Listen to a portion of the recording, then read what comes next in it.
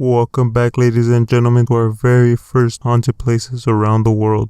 Our first video will be of the famous Stanley Hotel in Estes Park, Colorado. It inspired Stephen King to write his famous book, The Shining. We cannot discuss the hotel without discussing the city of Estes Park first, in a short summary, of course. Estes Valley was once a wild, lonely parkland known only to wandering tribes of Utah and Arapaho.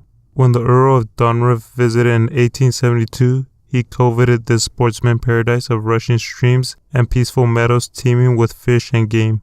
He sought to keep the valley to himself as a private hunting preserve.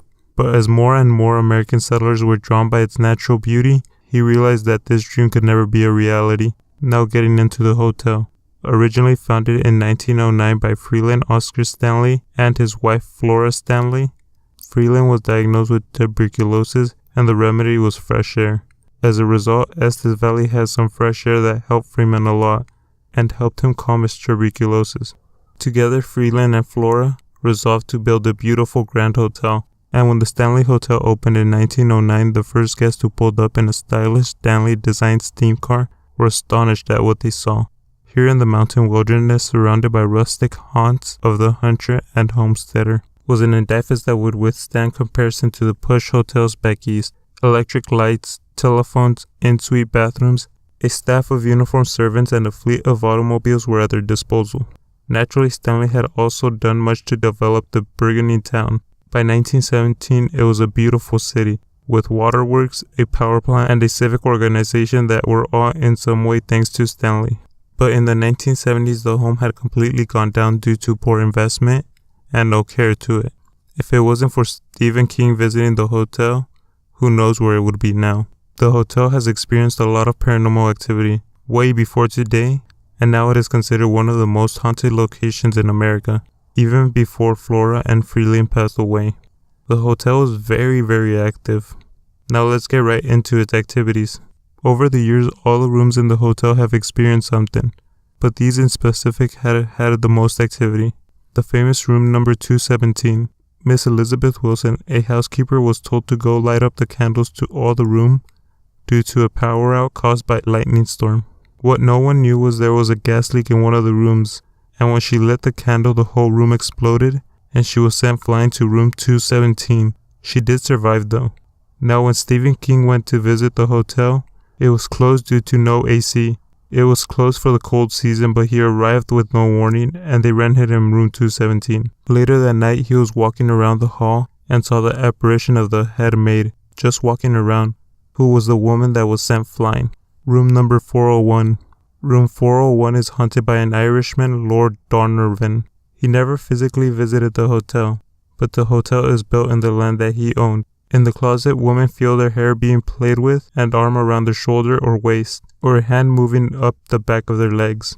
And men don't feel very welcome, as they're being pushed onto the bed and they get their jewelry stolen. The room was also the room that Ghost Hunters crew investigated in their visit, and Jason was one of the members that stayed in that hotel room.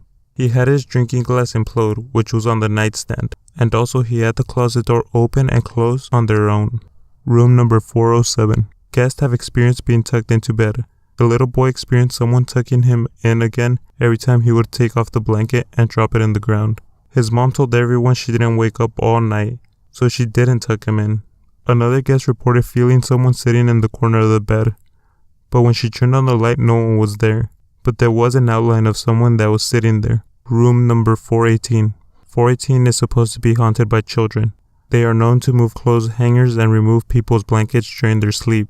A 4-year-old girl and her mother stayed there once, and the little girl was being tickled by a little boy. She wasn't scared at all. She told him to even stop, and he did. Room number 428. The cowboy at room 428 is often seen pacing back and forth inside the room. A couple that stayed there once saw him doing the same thing and told him to leave, which he did with no problem.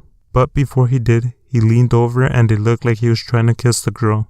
Females that stay there say they have woken up to him leaning, trying to give them a kiss in their forehead.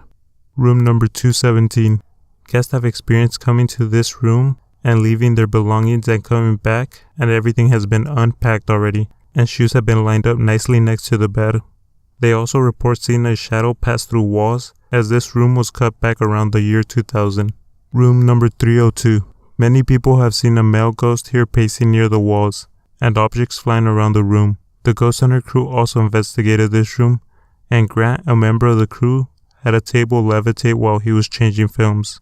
Now let's get out of these rooms. Let's go into the concert hall. The concert hall is a very hot spot for paranormal activity that has multiple spirits in it. From 1995 to 2005, a guy named Paul died en route to the hospital after having a heart attack. He was a handyman, but his main job was to enforce the concert hall curfew at 11 p.m. He is often heard yelling at people to get out, and he also pushed a construction worker that was just sanding the floor. Flora Stanley, the owner, is also heard playing the piano during the night. Lucy is also seen wandering the concert halls and messing with the lights. She is also known to speak to investigators using flashlights. Flora and Freeland are the last paranormal activity we will talk about. Freeland died at age 91, 1 year after Flora did, but it is like they never died. People started to claim seeing both of them walking around the hotel by multiple staff, and they have also seen Freeland hovering behind people at the front desk. And with that, we conclude that the Stanley Hotel is haunted. Thank you for joining me as we looked into the Stanley Hotel. What is your thoughts of the Stanley Hotel? Would you stay the night? Subscribe and stay tuned for more haunted locations and to stay tuned for the next one. And just like this one is done.